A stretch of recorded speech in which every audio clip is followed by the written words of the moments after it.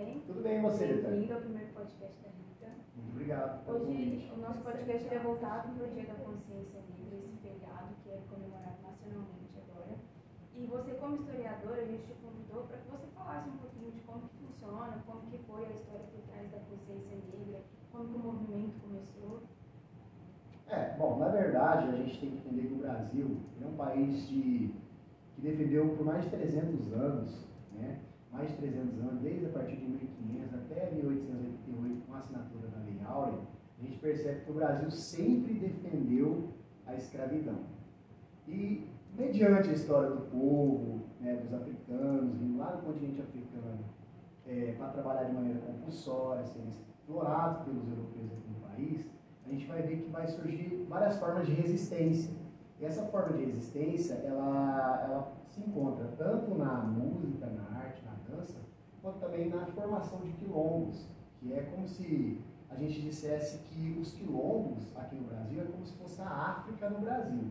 E a data 20 de novembro, ela tem sua origem com a morte, né, de um dos principais líderes e representantes do movimento negro atualmente, Zumbi dos Palmares. Ele foi o último líder do maior quilombo que já existiu aqui no país.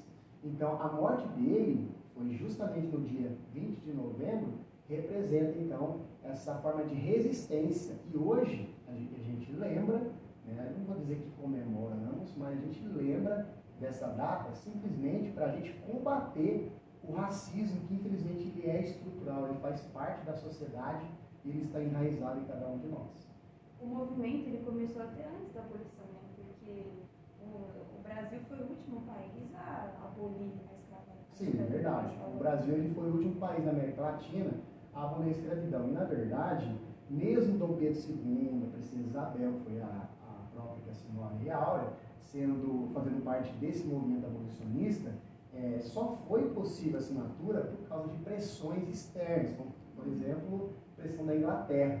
Né? Ou vocês abolem a escravidão, acaba com isso, a gente vai deixar de ter acordos comerciais com vocês. Então, de alguma forma, foi foi impulsionado de maneira política, forçada. Não é porque a princesa Isabel, a Dom Pedro II, fosse bonzinhos com os negros. E essa pressão não foi nem para que eles pudessem dar liberdade para os negros de uma maneira livre, para que eles se tornassem cidadãos, né? Foi uma coisa muito política e econômica. Sim, política e econômica. Tanto é que, na verdade, a abolição da escravidão ela não foi pensada, ela foi um jogo político, como eu disse. E as suas consequências estão na desigualdade social que nós temos hoje. Por exemplo, quando se pensa na abolição da escravidão, a gente percebe também que não houve um projeto, né, posterior à abolição da escravidão para colocar ou adaptar ou localizar o negro em alguma parte da sociedade. Ele foi simplesmente marginalizado. Tanto é que após a Lei Áurea, em 1888, um ano subsequente vai vir a proclamação da República e vai ter várias políticas que vão ser implementadas durante esse período em que vai dar abertura para o estrangeiro, ou seja, o italiano, o francês, a galera lá do exterior, para vir para o Brasil simplesmente para acabar com os negros no país, porque, digamos, mais de 3 milhões de negros vieram para o Brasil, né, os navios negreiros. Agora, com a abolição, não tem como eles pegar e levar de volta. Então, como que a gente vai fazer? O país ainda é racista. O que a gente faz? Vamos usar o processo de branqueamento. Então, como que a gente consegue usar esse processo de branqueamento? A gente vai fazer o seguinte, a gente abre para a galera do exterior, o branco vir para o Brasil, impede que qualquer negro venha para o país, e aqui eles se relacionam com os negros. Então, digamos, você pega um francês, um italiano, vem aqui e casa-se com um africano. As suas gerações posteriores, subsequentemente, vão branquear-se com o tempo, é claro, que senão é um processo rápido, instantâneo, um processo bem gradativo. Mas isso funciona de uma maneira diferente, porque o Brasil é um país muito mestiço. E a gente, mesmo que isso tenha acontecido há algum tempo, a gente não tem um processo tão grande de branqueamento, porque em vez de as pessoas irem se clareando, elas foram se clareando, claro, mas o negro se torna uma pessoa mais parda. Só que isso não aconteceu de fato, esse branqueamento não aconteceu de fato. claro, os negros, hoje em dia, dependendo da sua cartela de cor, você tem um tratamento diferente. Sim. Uma pessoa mais puxada, uma pessoa mais clara, é mais, vamos, vista socialmente como uma pessoa mais adapta a conviver em determinados lugares. Como pessoas mais negras são colocadas sempre numa caixinha. Então, esse processo, assim, ele sempre foi visto por todos como uma boa ideia ou nunca se teve vestígios de pessoas que eram contra isso, ou movimentos que realmente faziam com que aquilo não colocasse de fato em prática? Sim, o processo de branqueamento, ele ocorreu principalmente por desejo da própria elite. Né? A elite queria que de alguma forma acabasse, né, com o pessoal negro, porque o negro, ele era visto, desde o século XX, ele era visto como uma pessoa que não é desenvolvida, uma pessoa que não é civilizada, uma pessoa que não tem possibilidade de ser educada, uma pessoa que, infelizmente, na visão eurocêntrica, não é um ser humano, é um animal. Né? Um animal, na verdade, um animal seria mais possível ser domesticado do que um negro, né? Porque ele era considerado um bárbaro. Então, havia um projeto, tá? O projeto ocorreu após o século XIX, a assinatura da Lei Áurea, e é claro que é perceptível hoje que esse projeto ele não teve seu êxito esperado. E por não ter esse êxito esperado, o que acontece? A gente vai ver a disseminação do ódio, do racismo, do preconceito. Isso, quando eu falo que está enraizado e é estrutural, ele está enraizado nas pessoas, em muitas coisas que a gente fala, nosso comportamento, nossas decisões, aquilo que nós fazemos no nosso dia a dia, uma brincadeira, né? Por exemplo, a gente costuma brincar muito, né? Eu, quando era jovem, eu costumava brincar muito. E tinha até uma música, lembra da música que fala assim, ó, a coisa tá feia, a coisa tá preta. Ou seja, o preto, o negro, ele sempre é levado a ser entendido que é algo ruim, né? Serviço de preto. Então, quando você faz esse tipo de brincadeira, você está cometendo um crime. Por mais que você está brincando, tipo, você faz serviço de preto, não, hein?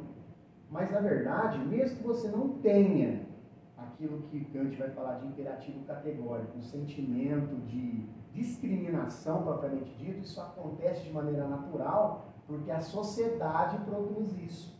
Né? As crianças já crescem pensando nisso e sendo ensinadas dessa forma, né? Por meio da música, da cultura, da arte, né? Da dança, do teatro, então, da novela, você vai assistir uma novela. Tá? Então, de alguma forma a gente é influenciado, as crianças são influenciadas. Então, esse processo ele não teve êxito, como você perguntou, não teve êxito esse processo de branqueamento. E por não ter tido êxito, a reação, né, a resposta que a sociedade dá é o racismo, é o preconceito e a discriminação com a população negra. Isso é interessante porque quando os portugueses vieram para cá, eles, claro, viram pessoas diferentes deles, mas como que começou esse preconceito na parte do ódio, de querer branquear uma raça, uma população que, claro, já moravam aqui? Por que teve esse ódio só por eles serem diferentes de cor, por não falarem a mesma língua? De onde que veio isso? Porque, claro, as pessoas podem falar, são diferentes, vamos, claro, trazer a nossa religião para eles, mesmo que eles não tivessem, eles não sabiam, eles não entendiam. Mas a parte do ódio sempre me interessou, porque para mim não faz sentido você ter ódio por uma pessoa por causa da cor dela. Eu costumo falar nas minhas aulas de história, ano passado muito eu falei, no terceiro colegial do noturno e da tarde, essa relação do ódio. Por exemplo, quando o português chegou aqui no Brasil, os portugueses, eles encontraram indígenas, pessoas seminus, não tinham educação, a religião era diferente, né? O comportamento era parecido com o de animais. Então o europeu olhou-se e falou, não, eles não são civilizados. Por eles não serem civilizados, a gente precisa de levar a civilização. E a civilização era levada a partir do momento em que eles eram cristianizados. Então, se eles, de alguma forma, aceitar aquilo que nós temos para oferecer para eles, que é a religião nossa, que é a única verdade existente, aí sim a gente vai atingir um êxito, ou seja, eles vão ser civilizados e beleza. Na questão do africano é diferente. O indígena, ele era visto como passível de ser educado, passível de ser civilizado. Em contraposição, o africano não. O africano, ele poderia simplesmente ser ensinado, ser educado, porém, ele jamais, por mais que ele aceita Cristo, por mais que ele leia a Bíblia toda, né, de Gênesis, Apocalipse e tudo mais, por mais que ele seja, durante 10, 15 anos educado dentro da religião cristã, jamais, na concepção eurocêntrica, ele seria passível de ser educado. Ele sempre seria um animal. Então, assim, para o europeu, a questão do ódio, na verdade, surge, por exemplo, se você perguntar assim, qual que é a origem do conhecimento? Qual que é a origem da filosofia? Hoje, dá-se a entender que é da onde? Da Grécia. Você aprende na escola, o professor de história de filosofia vai ensinar que a filosofia surge na Grécia. É uma mentira, descabida, é uma construção eurocêntrica, de que o conhecimento é proveniente da Europa, mas na verdade não é proveniente da Europa, é proveniente da África. Se você pegar os pré-socráticos, são filósofos que vêm antes de Sócrates, você vai pegar ali Tales de Mileto, Anaximandro de Mileto, Anaxímenes, Anaxágoras, Heráclito de Éfeso, você vai ter uma gama de Parmênides, tem uma gama de filósofos que, na verdade, aprenderam toda a sua filosofia na África, no norte da África, lá no Egito. Então, existe esse ódio desde esse princípio. A raiz do ódio é o seguinte, ó, nós escravizamos da fonte que nós bebemos. E a sociedade não pode saber disso. Então, o que acontece? Hoje, é claro que hoje já não é mais como antes. Se você perguntar assim para um cidadão comum que é racista, de onde surgiu a filosofia? Ele não sabe nem que, não vai nem falar que é da Grécia.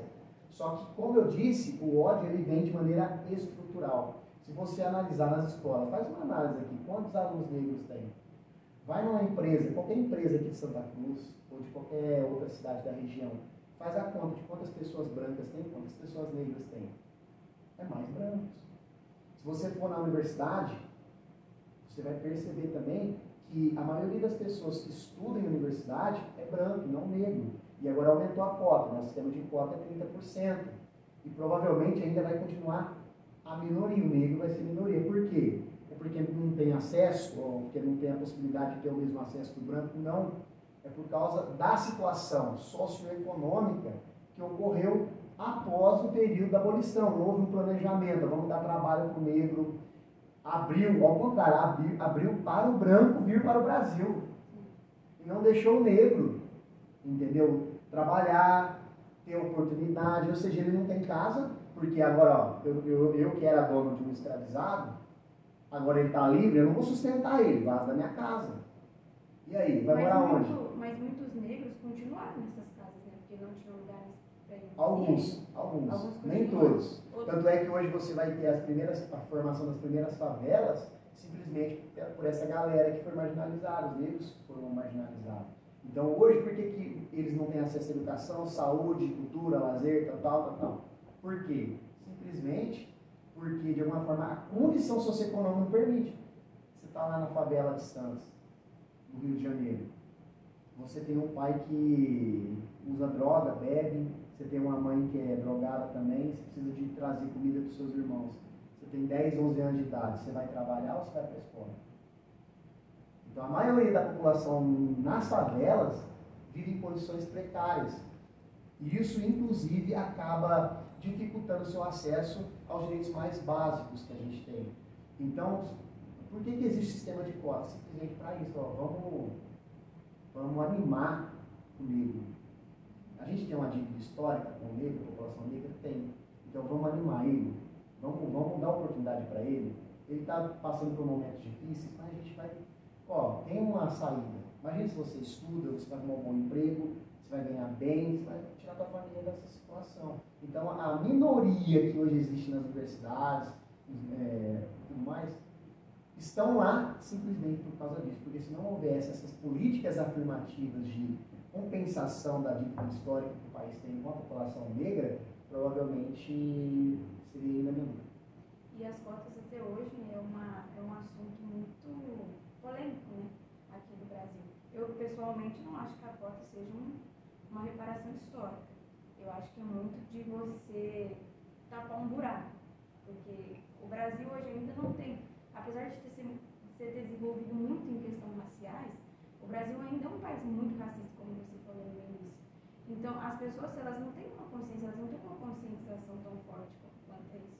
Hoje em dia, as pessoas marginalizam muito quem fala sobre racismo, porque hoje eles falam, mas sempre está falando de racismo, sempre é sobre racismo. Mas as pessoas que vivem isso também estão cansadas de viver racismo. Sim. Então, as cotas, para mim, elas é uma forma de você, como você falou, dar uma oportunidade, mas eu acho que não se deve se bastar nisso. Eu acho que o Brasil ainda precisa de políticas públicas para que, claro, o negro está na periferia, por uma questão histórica, eles estão lá, mas eles precisam de um caminho onde que eles possam sair de lá. Precisam ter políticas maiores em empresas, em educação, principalmente dentro da escola, onde se forma uma consciência de que o negro ele precisa de um passe livre para algumas coisas, como qualquer outra pessoa, como qualquer outro branco. Então, você também acha isso de que a cota deve se bastar pela cota ou precisa de ter algo a mais? Uma pergunta bacana. As cotas, na verdade, se a gente parar para pensar, elas resolvem o problema? Não resolvem. Mas ela garante que alguma parcela da população negra tenha acesso aos direitos básicos. Coisa que não deveria existir, na verdade. Né? Eu sempre conto muito para os meus alunos, principalmente no 7º ano, esse bimestre foi baseado na cultura africana, a gente falou muito de racismo. Expliquei para eles. Né? Por exemplo, se eu perguntar para você hoje, ou para qualquer cidadão comum, ou para os nossos ouvintes aí, o que é racismo? Você sabe o que é racismo? Muita gente vai falar assim, ó, racismo é o preconceito contra negros. É isso, professor? É e não é. O racismo ele não se limita a isso. Dependendo para alguns pontos de vista, sim, mas o racismo ele é o preconceito de raças. Mas, professor, quantas raças existem no mundo? Se eu perguntar para você, quantas raças nós temos no mundo? Raça humana, nós temos uma só. Então, por que existe o preconceito? Pode uma pessoa ter preconceito com uma própria raça? Como que eu vou discriminar minha própria raça? Eu sou humano, você também é humano. Né? Então, eu não posso. Só que aí é o seguinte, quando a gente fala de racismo, a gente não fala de uma questão biológica, a gente fala de uma questão mais cultural. Então, por exemplo, se você analisar, você vai ter a cultura judaica, você vai ter a cultura grega, você vai ter a cultura africana, né? E dentro da própria África você vai ter várias culturas, não existe uma África, existem várias culturas dentro dessa África. Né? Então, assim, depende muito do ponto de vista de cada historiador que você for analisar. Então, quando você fala de racismo, você não fala somente de preconceito em relação à população negra, propriamente dito. Racismo é um termo muito mais abrangente. Mas o tema do nosso podcast hoje, né, é a questão do negro. Então, infelizmente, o racismo ele ocorre, ele acontece. As cotas raciais, elas são importantes e elas acabam ajudando, mas não acredito que seja o suficiente. Como você mencionou, também concordo que há necessidade de políticas públicas em prol da população negra, tá? Porque ainda assim, mesmo com as cotas, se você pegar 30%, é muito pouco. É muito pouco. Se você entrar numa sala de aula, eu tenho alunos, se eu contar ali numa sala de 30 alunos, dependendo da escola, da região, dependendo da região, você vai ter ali 5, 6 pessoas negras, a maioria branca. Não é em tudo, não é uma regra, tá? Mas, assim, pela minha experiência que eu tenho em sala de aula. Depende muito. Você, em Cajuru, por exemplo, se você for em Cajuru, você vai ter vários bairros. Para outra região que é de escolas mais periféricas, você vai encontrar mais, entendeu? E aqui ainda tem a oportunidade, mas dependendo das cidades, então o negro ainda vai ser minoria. Tá? Então eu acho que sim, a gente deve pensar, eu faço com que os meus alunos, eles pensem, elaborem projetos de equidade, igualdade, colocar o negro para obter os seus direitos mais essenciais e importantes, que é a educação, saúde, lazer, né, tudo mais. E também eu acredito que nas universidades também, que é a fonte de produção de conhecimento, deveria se ter introdução a projetos, programas de inclusão da população negra a receber os seus direitos, porque eles estão sendo privados. Concordo. Concordo com tudo. Obrigada pela participação. Muito obrigado.